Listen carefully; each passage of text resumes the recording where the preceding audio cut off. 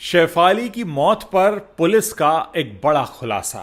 मौत को संदिग्ध मानकर एक नहीं बल्कि दो दो बार हुआ था पोस्टमार्टम। दिन भर उपवास के बाद शेफाली ने खाया था फ्रिज का रखा खाना। अब शेफाली की पोस्टमार्टम रिपोर्ट खोलेगी मौत के राज। कांटा लगा गर्ल शेफाली जरीवाला की अचानक मौत ने पूरे बॉलीवुड और उनके फैंस को सदमे में डाल दिया है।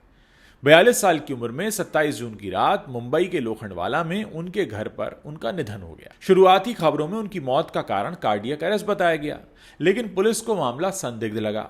अब जांच में कई हैरान करने वाले खुलासे हो रहे हैं।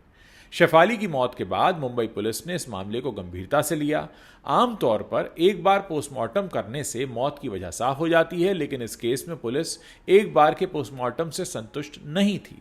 इसीलिए शेफाली के शव का पोस्टमार्टम एक नहीं बल्कि दो बार कराया गया। पुलिस को शक है कि उनकी मौत के पीछे कुछ और वजह भी हो सकती है। अभी तक पोस्टमार्टम रिपोर्ट सार्वजनिक नहीं की गई है, लेकिन माना जा रहा है कि यह जल्द ही मौत का सही कारण बता देगी। अब सवाल यह है कि आखिर 27 जून की रात अचानक ऐसा क्या हुआ। 27 जून को शेफाली के घर पर एक पूजा का आयोजन था। इस वजह से उन्होंने दिन भर व्रत रखा था। बताया जा रहा है कि व्रत के बावजूद उन्होंने दोपहर में एंटी एजिंग इंजेक्शन लिया था। रात करीब 10 से 11 बजे के बीच अचानक उनकी तबीयत बिगड़ गई। उनके शरीर में कपकपी शुरू हो गई और वो जमीन पर गिर पड़ी।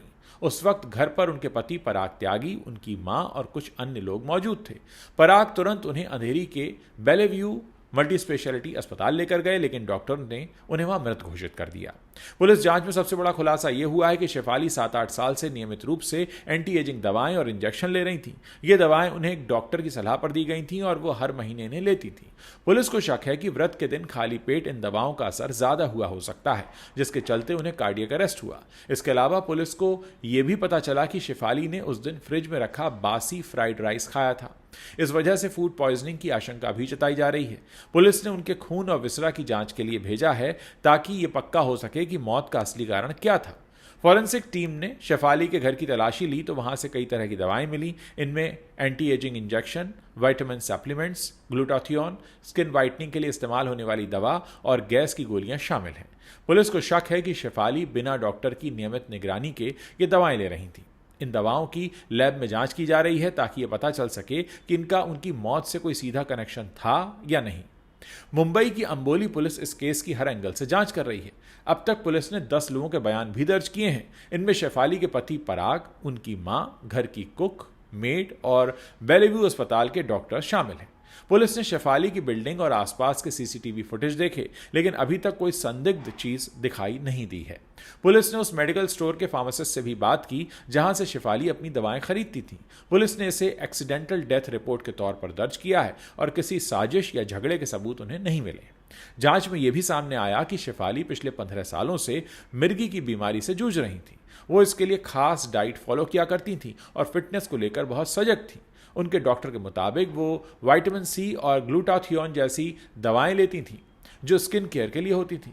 डॉक्टर का कहना है कि इन दवाओं का आमतौर पर दिल से सीधा संबंध नहीं होता है, लेकिन लंबे समय तक बिना निगरानी के इनका इस्तेमाल शरीर पर बुरा असर डाल सकता है। हृदय रोग विशेषज्ञों का कहना है कि एंटी एजिंग दवाओं के हार्ट पर सीधे दुष्प्रभाव होने के मामले कम ही देखे गए हैं, लेकिन अगर कोई हार्मोनल थेरेपी या भारी मात्रा में दवाएं ले रहा हो तो ये शरीर के प्राकृतिक सिस्टम को प्रभावित कर सकता है। खासकर व्रत के दौरान कमजोरी और दवाओं का मिलाजुला असर खतरनाक हो सकता है। शेफाली की मौत के बाद उनके पति पराग त्यागी बुरी तरह टूट गए हैं। पराग, जो खुद भी टीवी इंडस्ट्री का जाना माना चेहरा हैं, उन्होंने सोशल मीडिया पर अपनी पत्नी के लिए एक इमोशनल पोस्ट शेयर किया, जिसमें उन्होंने शेफाली को अपनी ताकत और सबसे अच्छी दोस्त बताया। शेफाली की मां भी सदमे से उबर नहीं पा रही हैं। बॉलीवुड और टीवी इंडस्ट्री के कई सितारों ने शेफाली को श्रद्धांजलि दी है। कांटा लगा गाने से फेमस हुई शेफाली ने टीवी शोज और रियलिटी शोज में भी अपनी छाप छोड़ी थी। उनके फैंस अब भी यकीन नहीं कर पा रहे हैं कि वो अब इस दुनिया में नहीं है। पुलिस इस केस को हर एंगल से देख रही है, ताकि कोई भी बात छूट न जाए। अभी तक की जांच में यह साफ है कि शेफाली की मौत में कोई साजिश या झगड़ा शामिल नहीं था। फिर भी पुलिस कुछ सवालों के जवाब ढूंढ रही है।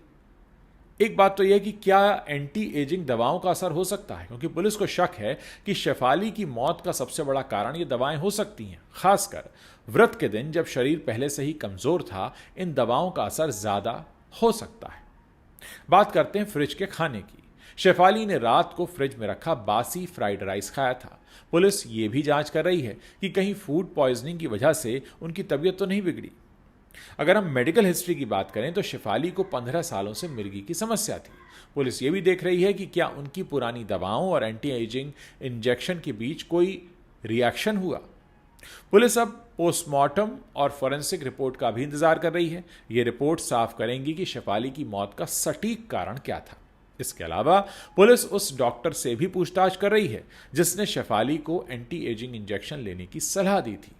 घर से मिली दवाओं को लैब में टेस्ट किया जा रहा है ताकि यह पता चल सके कि इनमें कोई गलत चीज तो नहीं थी। शेफाली के फोन और मेडिकल रिकॉर्ड्स को भी खंगाला जा रहा है ताकि उनकी रेगुलर दवाओं और ट्रीटमेंट का पूरा ब्यौरा मिल सके। मुंबई के कुछ बड़े हृदय रोग विशेषज्ञों का मानना है कि एंटी एजिंग दवाएं और इंजेक्शन आमतौर पर सुरक्षित होते हैं, लेकिन अगर इन्हें बिना डॉक्टर की निगरानी के लिए लिया जाए, जिसमें आपको कोई डॉक्टर देखरेख नहीं कर रहा है, तो ये शरीर को नुकसान पहुंचा सकते हैं। खासकर अगर कोई व्रत रख रहा हो और उसका शरीर कमजोर हो तो ऐसी दवाओं का असर ज्यादा हो सकता है। मिर्गी की दवाएं और एंटी एजिंग इंजेक्शन का कॉम्बिनेशन भी खतरनाक हो सकता है।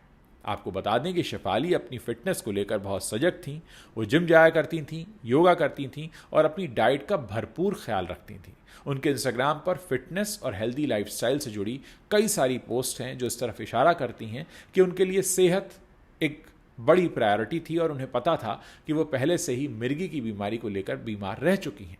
लेकिन उनकी एंटी एजिंग दवाओं की आदत और मिर्गी की पुरानी बीमारी ने शायद उनके शरीर पर कुछ ज़्यादा ही दबाव डाल दिया। शेफाली के फैंस सोशल मीडिया पर लगातार उनके लिए पोस्ट शेयर कर रहे हैं। कोई उनकी पुरानी परफॉर्मेंस की तारीफ कर रहा है तो कोई उनकी हंसी और पॉजिटिव एनर्जी को याद कर रहा है। उनके परिवार ने लोगों से अपील की है कि वो इस मुश्किल वक्त में उनकी प्राइवेसी का सम्मान करें। शेफाली जरीवाला की मौत का मामला अभी भी एक रहस्य बना हुआ है। पुलिस पूरी कोशिश कर रही है कि जल्द से जल्द पूरा सच सामने आए। पोस्टमार्टम और फॉरेंसिक रिपोर्ट के आने के बाद ही ये साफ होगा कि शेफाली की मौत की असली वजह क्या थी। दोस्तों, अक्सर कम उम्र में हुई अचानक मौत हमें कहीं ना कहीं कुछ सिखाने और बताने आती हैं। शायद ये बताने आती हैं कि कोई नहीं जानता कि हमारे पास ये जो ज़िंदगी का समय है ये कब तक है।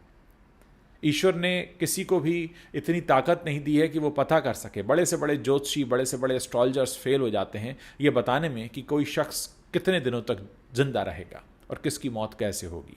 ऐसे में हम सब के लिए एक संदेश ज़रूर है कि अपने जीवन को भरपूर जीते रहें और ये मानकर चलें कि कोई भी दिन हमारा आखिरी दिन हो सकता है। ऐसे में हम अपने आसपास के लोगों को खुश रखें, लोगों का भला करते रहें और हर काम ऐसा करें जो हमारे आसपास की दुनिया को, हमारे आसपास के लोगों की ज़िंदगी को खुशहाल बनाने वाला हो। क्योंकि हम सब यहाँ हमेशा के लिए नहीं हैं, हम सब के पास गिनती की सांसें हैं और वो गिनती की सांसें कब ख़त्म होने वाली हैं कोई नहीं जानता। मानकर चलिए कि अगर कोई दिन आपके जीवन का आखिरी दिन हो सकता है तो उस दिन आप क्या करना चाहेंगे, इस तरफ अगर आप ध्यान देंगे तो हम अपने आसपास ये जो जेलसी है, लोगों का गुस्सा है, लोगों की फ्रस्ट्रेशंस हैं, तमाम तरह की चिंताएं हैं, लोग धोखा देते हैं, झूठ बोलते हैं, इन तमाम चीज़ों से आप दूर रह सकते हैं और अपनी ज़िंदगी को बहुत खुशहाल बना सकते हैं।